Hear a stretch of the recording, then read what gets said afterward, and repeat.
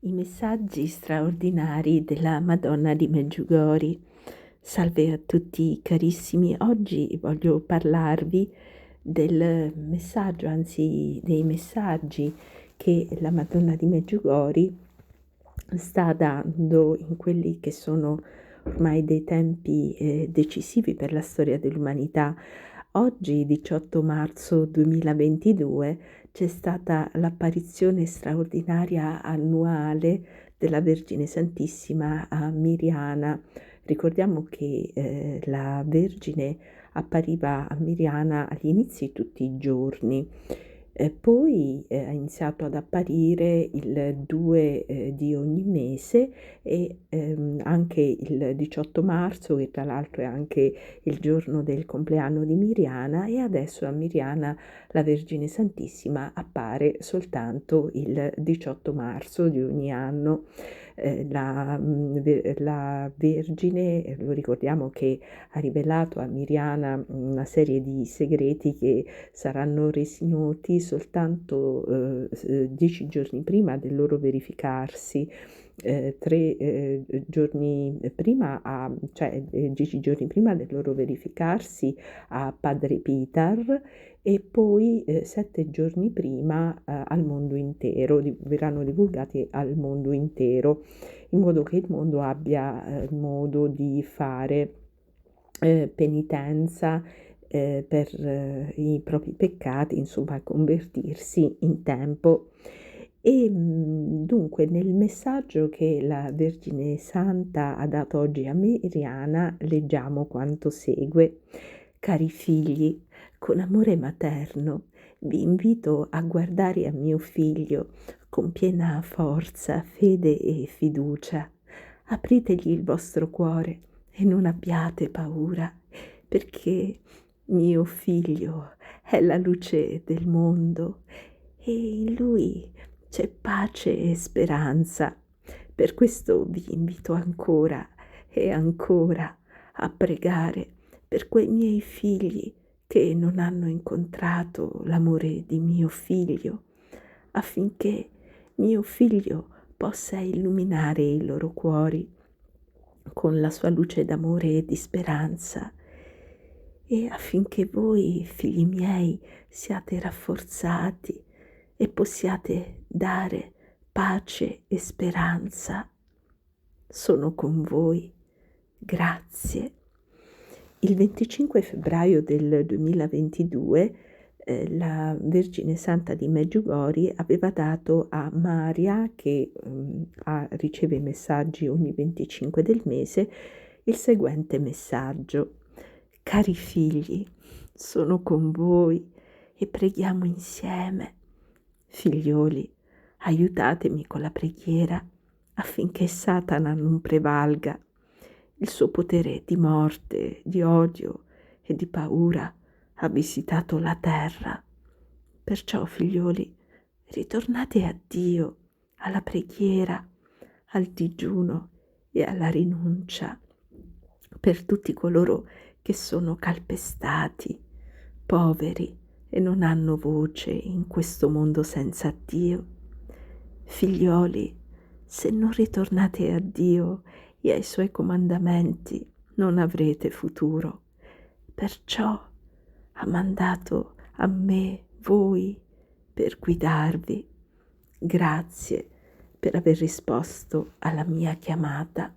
Ebbene, in attesa del commento al messaggio del 18 marzo, che è appena arrivato all'1:30, e la Madonna aveva promesso a Miriana che in quel momento chiunque sarebbe stato in preghiera durante l'apparizione avrebbe ricevuto grandi grazie anche senza essere fisicamente presente a Medjugorje.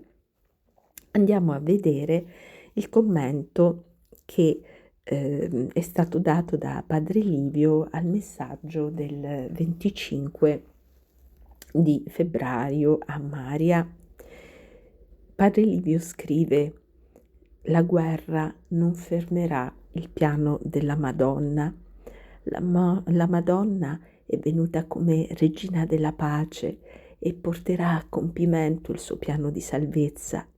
manderà in frantumi il progetto di un mondo infernale nel quale Satana regna su un'umanità senza gioia, senza pace e senza libertà. Anche se tutte le potenze del mondo si alleassero contro l'inviata dell'Altissimo, non potrebbero sfuggire al giudizio che le condanna. Il drago sta terrorizzando la terra con il suo potere di morte, di odio e di paura. Manda avanti le sue orde, minaccia con i suoi ordigni, semina terrore, impone le sue catene. Non vuole perdere l'occasione. Quando, se non ora, distruggere la terra con tutti i suoi abitanti? Quando, se non ora, essere adorato come il sovrano dell'intero universo?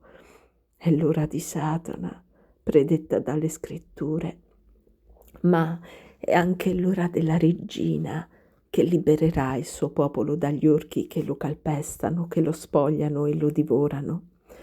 Non temete, fratelli e sorelle, la regina non si fa intimidire da omuncoli gonfiati che si credono onnipotenti. Non potranno sfuggire alla sorte inesorabile che li attende al varco. Non ci sono ordigni atomici, non ci sono carri armati, non ci sono missili e nessun'altra diavoleria che potrà fermare la nostra regina. Il mondo senza Dio sta già vacillando, ha i giorni contati, ha le fosse già pronte che i prepotenti e gli arroganti si sono scavati. Fatevi coraggio, apostoli di Maria, ovunque presenti nel mondo. La regina combatte con noi, la vittoria è sicura. Preghiamo, digiuniamo, amiamo, testimoniamo. La nuova Giuditta taglierà la testa alla bestia immonda. Il mondo vedrà un'alba nuova. Non è lontana, già spunta all'orizzonte. Le tenebre arretrano. La luce di Cristo illumina il mondo. Ed ecco quanto affermato da Suor Emanuele a Medjugorje, Suor Emanuele Maillard, una mistica, una grande donna di grande fede di Medjugorje.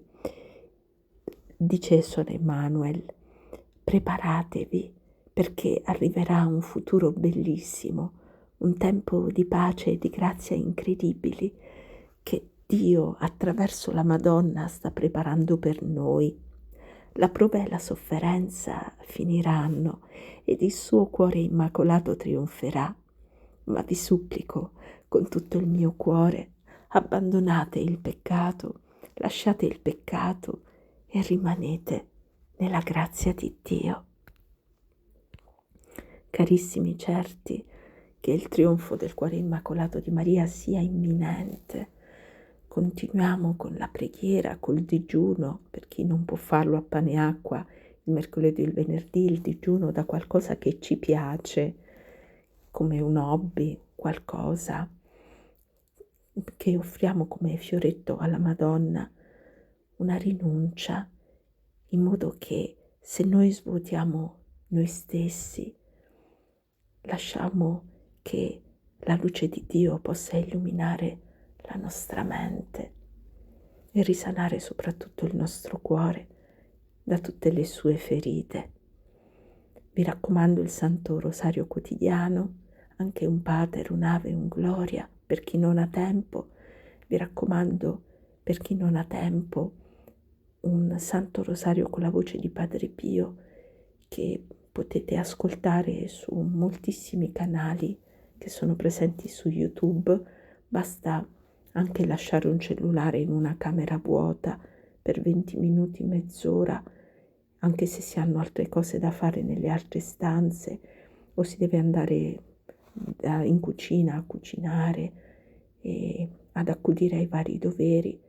Basta che in una casa risuoni la voce di Padre Pio e il Santo Rosario che benediranno la casa e i suoi abitanti, fino a che la preghiera non diventerà la regina della casa e fino a che ogni altra occupazione passerà in secondo piano rispetto a quei 20-30 minuti che la Madonna vuole che ritagliamo per lei ogni giorno e che magari possono essere sottratti a tante attività in qualche modo non necessarie o a perdite di tempo in, in modi vari. Io vi saluto, vi ringrazio per essere sempre così numerosi nel seguirmi e che il Signore possa benedirci, che i Sacri Cuori di Gesù, Maria e Giuseppe e la Santissima Trinità possano benedire tutti noi, soprattutto di questi tempi. A presto, carissimi. Grazie.